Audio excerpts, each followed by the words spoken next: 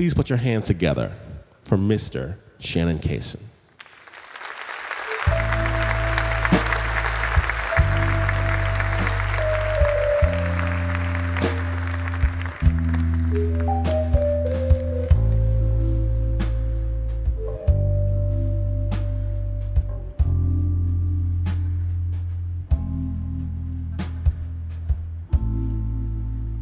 I lost $1,200 on the blackjack table and overdrew my checking account another $1,000, chasing that original $1,200. But being that I was chasing, I lost that $1,000 fast.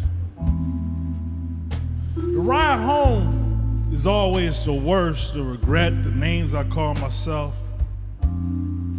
Idiot. I lived with my sister at the time. She could always tell if I had lost all my money. I'd come in the house late or early, depending on how you looked at it. And I had this depressed look and a bag of ramen noodles to make it through to the next pay. But this time, the next direct deposit would be eaten up by the negative balance in my checking account. I looked at it early. I had to be to work in a few hours. I worked at a bank. One of these grocery store banks, I managed it. I had to be there on time to open the doors for the tellers, get their drawers out of the vault. I put on my suit.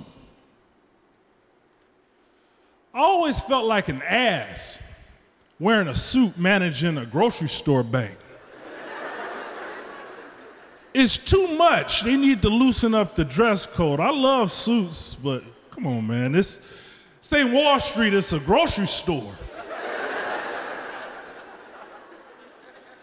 I never noticed the bank's money. I lose all my money, put 20,000 in 20s in the ATM the next day. No temptation. But that day, I noticed the 20,000 in 20s. I noticed the 30,000 in hundreds. I noticed we never followed the dual vault control procedure. I noticed the tellers could go days without having to buy money from the vault because we weren't a busy branch.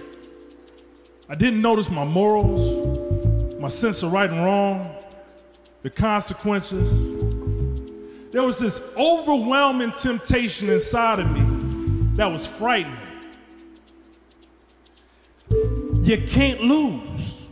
A voice from inside my head.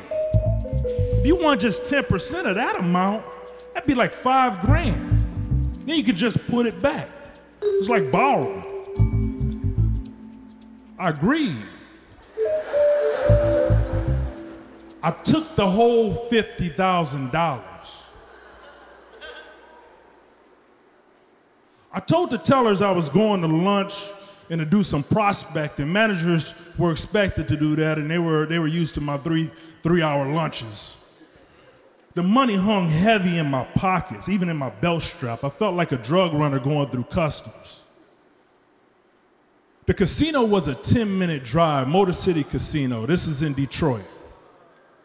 The girls there, the waitresses, they wear these tight little leotards. I went out with a couple of them, really nice girls. But when I gambled, I wanted to be anonymous. I didn't want to know the dealer, the waitresses, the Asian guy sitting next to me. I hated to leave a table and hear, "Sorry about that, Shannon." What you sorry for? For what? I'm the one that's sorry. I sat down at the blackjack table. I bought in for 10,000 in 20s. It takes a little time to count 10,000 in 20s. It brings a small crowd, which I don't care for, but whatever. That 10,000 goes up and it goes down. Goes up and it goes down. And then down. And then it's gone. The crowd lets out a sigh. I set another 10,000 on the table. I'm chasing, it goes fast.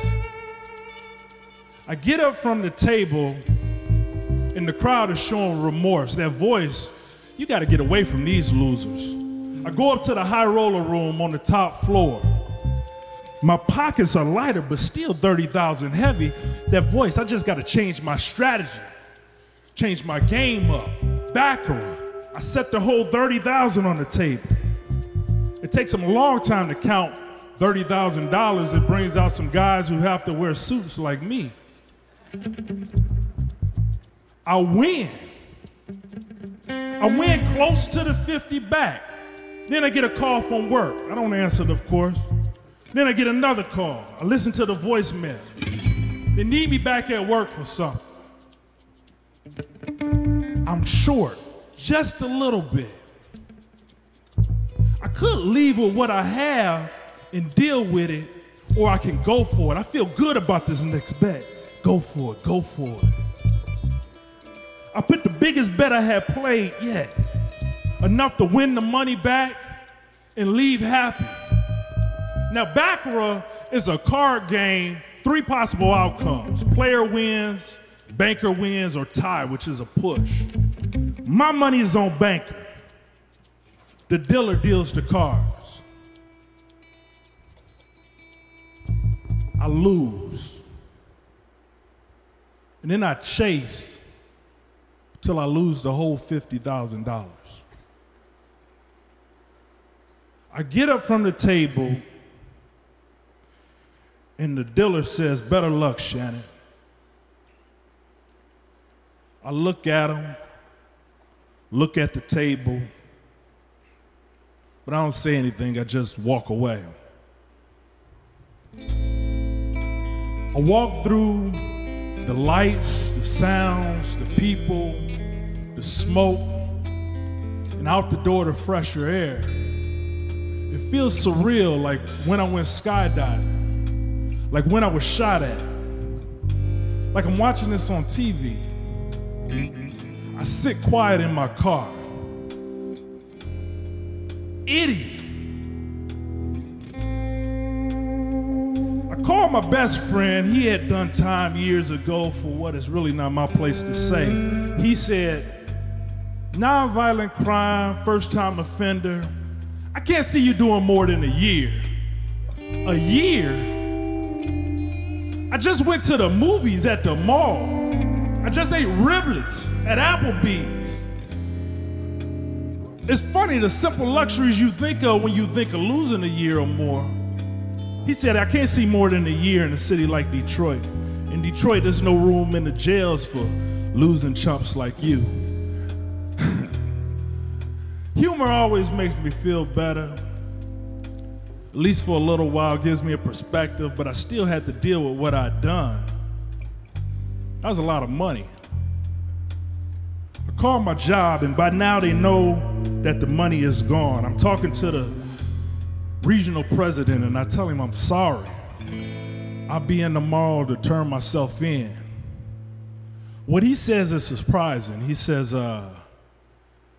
"Shannon, don't do anything stupid. It's only money. It's not the end of the world, son."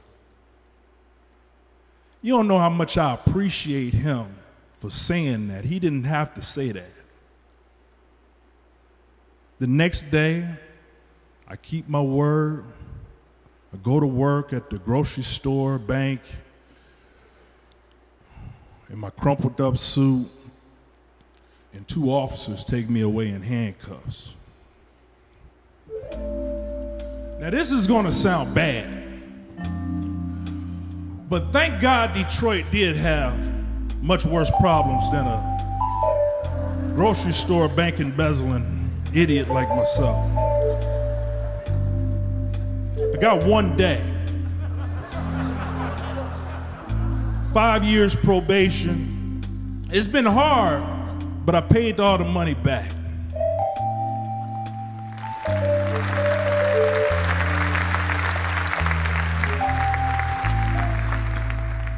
I still hear that voice when I drive by an Indian reservation.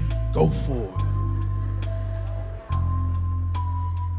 When I get an extra $500 that my wife doesn't know about. She's a former VIP cocktail waitress, by the way. I met her at the casino. Those tight black leotards, I'm trying to tell you. Even when I play cards with our daughter, you can't lose. I still hear that voice. I started going to the meetings. Lady at the meeting said, addiction is insidious. Now I'm being real with you, I had to look it up. I looked it up. Yeah, insidious. That's a good word.